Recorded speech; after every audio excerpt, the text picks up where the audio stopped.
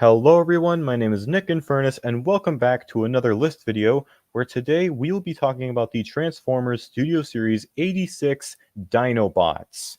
Now, I don't talk about Studio Series that much on my channel, mainly because when compared to Legacy, it's not as special to me as that line is. That line is a celebration of a franchise that got me through the first year of the pandemic. So it's a lot more special to me than Studio Series is. Now, granted, Studio Series is still an excellent line that's been expanding quite a bit through the years, but it's not really a line that I gravitate towards as much as Legacy or even the War for Cybertron trilogy.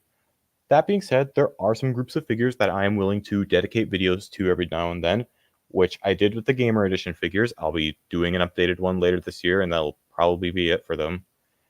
But then there are also these guys, the 86 Leader Class Dinobots. I'm just going to get the size class out of the way right now because they're all the same size class. But the reason I want to dedicate a video to this set is because it's just an excellent set of figures, all to basically recreate this team from G1. Its worst figure is still, I'd say, really good. Could have been great, but we'll talk about that. And its best figure is, no joke, no exaggeration, my favorite figure in my entire collection. So with that being said, let's get started with the list with our least best, but which, yes, this will be a more positive video. But starting at number 5 with our least best is Slag. No, I will not be calling him Slug. This is Slag. Slug to me is the character from Age of Extinction, whereas literally everyone else, if it's based off this guy, then his name is Slag. Got a problem with that? Cool. All right, I'm kidding, of course, but yeah, Slag here. Yes, he is my least favorite of the Dinobots, but for what the figure is, it's still really good, and it could have been great. The look, it looks like Slag with the the red head, and pretty much the color layout is correct. This is probably the best posing of the Dinobots, with deeper than 90 degrees elbows and maximum knees, and pretty much all the other joints you'd want from these guys. He comes with Daniel. We don't talk about Daniel, and we don't talk about Wheelie either. The transformation is, pretty interesting. Not really sure why they felt the need to, faux form in those two spots, but otherwise it's a pretty solid transformation. And the alt mode is pretty spot on to how he looked to how his Triceratops mode looked in the show and the movie. So why is he at the bottom? Well, I know I say I'm not an accuracy stickler, and I'm not. I don't need something to be 100% accurate for me to, love it. Like Legacy Silverbolt and Legacy Gears aren't 100% accurate to their show models, and I still love those two fine. Though if something looks weird in the proportions, then I'm probably going to take more of an issue with it, like with Strongarm, who is very slim for a character who's supposed to be a very bulky fembot. And here we have Slag, who has very slim, stubby arms on a very wide torso. Now, the torso itself isn't too bad. If they were to make the arms bigger, then it'd probably be fine. Then again, that would probably make the Dino Mode arms the Dino Mode front legs a bit too long, but I don't know. Something about the proportions is just weird. Plus, the ratchets on this do not feel pleasant. The arm ones are okay-ish, but the leg ones are my least favorite kind of ratchets. They're the ones that feel, very springy. They have a lot of play, and they're the ones that are most likely to break, which leads me to the biggest reason why this guy's at the bottom. This is the only one of the Dinobots to break for me. Not in any major ways yet. Really, it's just his left hip ratchets just busting, so that leg just freewheels now. And one of the, what do you call that? One of the hinges holding part of the Triceratops rail in place is cracked. So not only is that part loose, but I feel like any transformation now, and it's just going to break off, which would suck. I'll probably end up getting a second copy of this guy once, I am done with Legacy and all that. Granted, he's still at a good price by then, but yeah, this is still a really good figure and still one I'd be okay with recommending. It's just that his fragility and really just poor quality in general, it basically means that he has to take the bottom spot on the list. Still really good, but could have been great if he was handled just a bit better. At number 4, we have the most recent member, Swoop.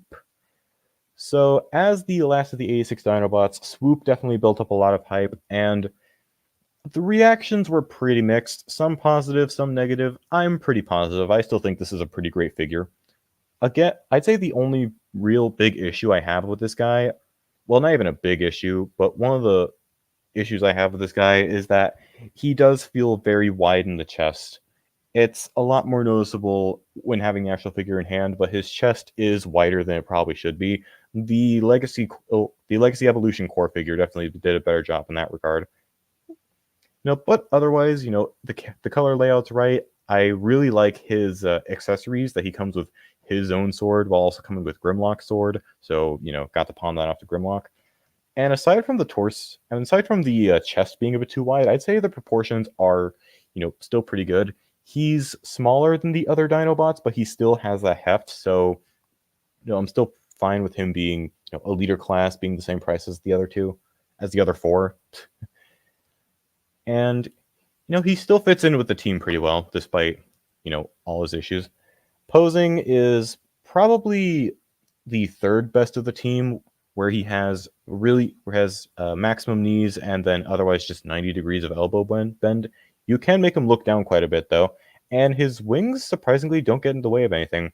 Transformation's very simple. Honestly, this is probably my least favorite transformation just because it is the kind of simple transformation that just feels, a little bit too simple. Again, not needle nose territory, but just kind of a process that you forget about by the time you get to the other mode. It's not like a forgettable transformation. It just feels like it goes by a little bit too quickly. But the bird mode is nice. The legs hanging off the end, that's a bit unfortunate, but they're not really as obtrusive as they are in pictures when you have it in hand. And it actually gives him he actually has a very nice weight in the bird mode.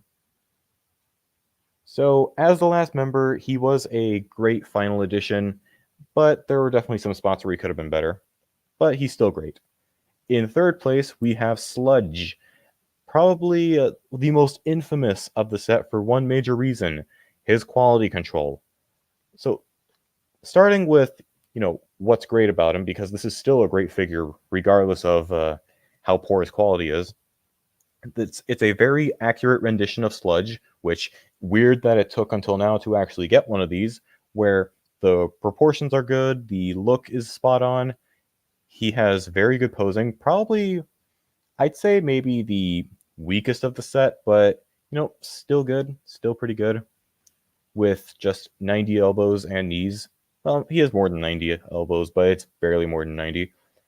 His transformation is probably the most complex, but it's also a really fun one with all the crazy stuff it does, all the different flips that it does to achieve, honestly, an excellent Brontosaurus mode.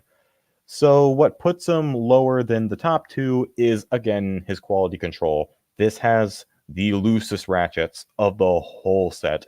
And just so you guys know, for those who don't know what ratchet joints are, they're basically the joints that go click, click. They click when you move them, and generally they're used for added stability. That is not the case here. Pretty much almost every copy of this guy was really loose to the point where he became very back heavy. Now, thankfully, that hasn't ruined my experience with the figure, and I can still get him to stand or even pose fine. But it's just a shame that we could have had an excellent figure of Sludge had his joints been tighter. Like, had they given him better ratchets with more hold, it could have fixed pretty much all the issues that people had with him, because otherwise this is a fantastic Sludge that was let down by poor quality control. Now, in second place is actually our second place winner from last year's end of year list, Snarl. Now, Snarl was the one Dinobot where I wouldn't blame you for being surprised that he got an 86 figure, because he was in like 2 whole shots of the entire movie. But those 2 whole shots allowed him to get a figure, and he's easily one of the best figures in my collection. It's another excellent look for the Dinobots in terms of the overall look of the figure.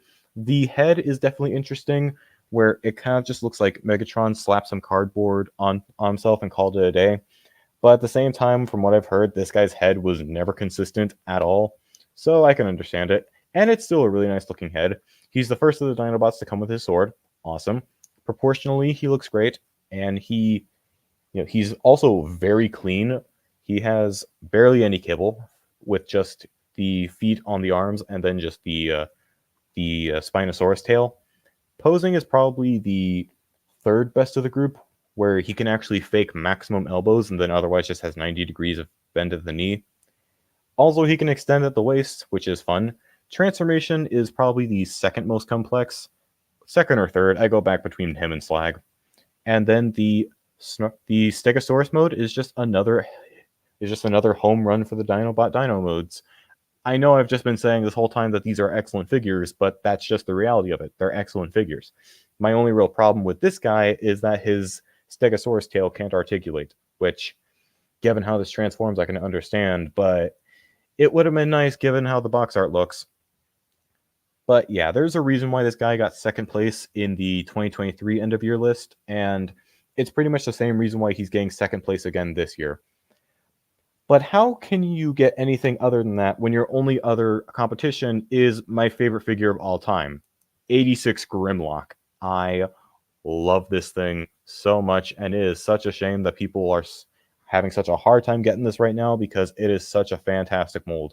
Granted, Hasbro has put out numerous different redecos in the past couple of years, with the Shattered Glass Grimlock, the Toxitron Grimlock, even the Comic Edition Grimlock, which, if you want Slag and Sledge's swords, you have to get that.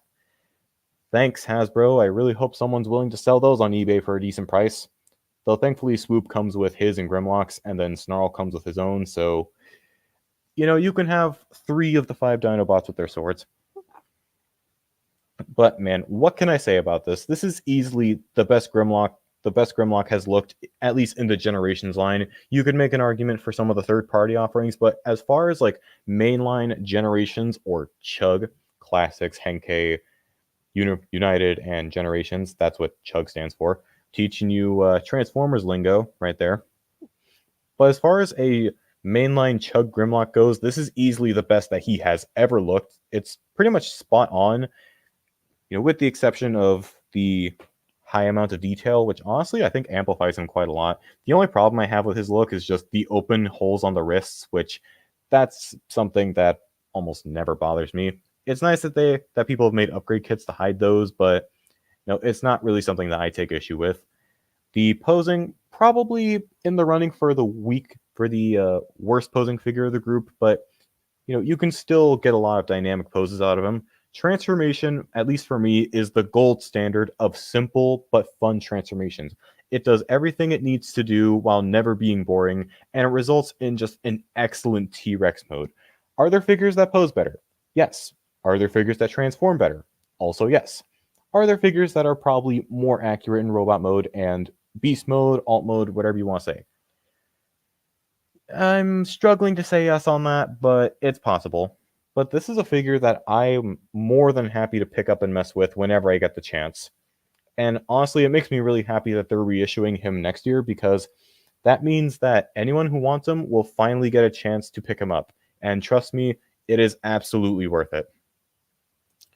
But anyways, guys, that's going to be it for my ranking of the Studio Series 86 Dinobots. If you enjoyed, feel free to leave a like and subscribe for more fun content.